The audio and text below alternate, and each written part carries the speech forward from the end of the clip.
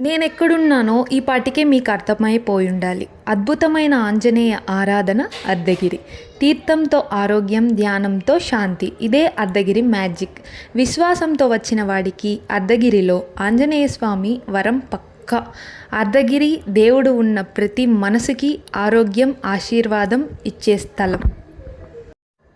Fasting ఉండి అర్ధగిరి తీర్థంలో స్నానం చేస్తే వాడు రోగాల నుండి గెలుస్తాడు అని ప్రతి ఒక్కరి నమ్మకం.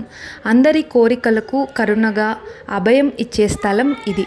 ఒకసారి వచ్చి ఒక నిమిషం ధ్యానంలో కలిస్తే మీ జీవితంలో శాంతి, సుఖశాంతులు నిలుస్తాయని ప్రతి ఒక్కరి నమ్మకం. ఇదే అర్ధగిరి యొక్క దివ్య రహస్యం. ఈ విధంగా ఇట్లా ఇల్లులు కడతారు కదా, ప్రతి గుడికి వెళ్తుంటే నేను చూస్తుంటాను.